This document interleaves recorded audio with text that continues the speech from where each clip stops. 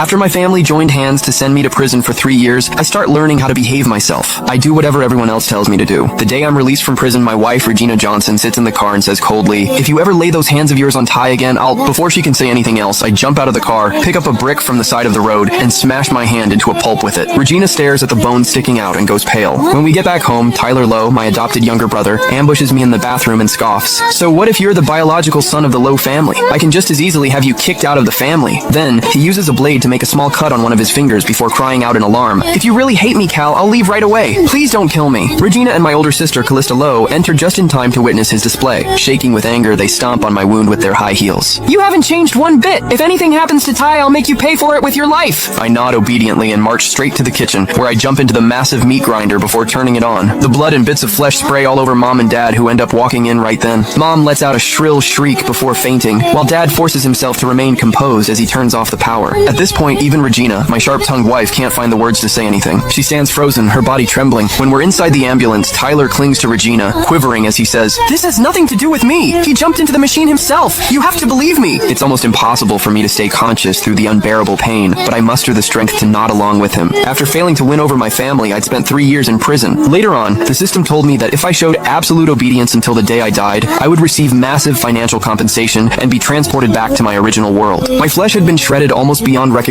It took the doctors at the hospital 3 days to wrestle me from the clutches of death. As my wife, Regina Johnson, stared at my heavily bandaged body, pain flashed through her eyes. She turned to Tyler Lowe and asked slowly, "What exactly happened between you and Calvin in the bathroom that day? He used to value his life so much. Why would he jump into a meat grinder just because someone stepped on him?" Tyler's eyes darted around evasively as he replied in a wounded tone, "I have no idea. Cal went crazy out of nowhere that day. He called me a phony, saying that I was stealing his place. He said he wanted to kill me." My older sister, Callista Lowe, shielded Tyler behind her and shot me a vicious glare before saying, "Regina, Ty has always treated you like a sister. How can you suspect him like that?" She turned back to me, her eyes filled with disgust. "Do you have no shame, Calvin? Ty has been nothing but good to you, yet you're resorting to a nasty trick like this to set him up. If you wanted to die so badly, why didn't you just smash your head into a wall or jump off a building? You obviously made this huge scene on purpose to gain sympathy." Recalling what the system told me, I swiftly nodded. There were safety bars installed over the windows, so I couldn't jump from here. But if I smashed my head hard enough into the wall, I could finally be free. I threw off the blanket and forced myself upright with sheer willpower. The bandages all over my body were soaked through with blood, yet it was as if I couldn't feel the pain anymore. After taking a deep breath, I hurled myself at the wall with every ounce of strength I had left. The deafening bang echoed in the hospital room. My skull split open instantly. Blood streamed down my face and blurred my vision. Collapsed on the floor, I touched the dent in my head, feeling wistful. What a shame I didn't die from that. Just as I gathered my strength to charge at the wall again, Regina grabbed me and yanked me backward. For the first time in a long while, I heard panic and worry in her voice. "Calvin, what are you doing?" I opened my mouth and coughed up a huge mouthful of blood. The next second, my parents rushed over and pulled me into their arms.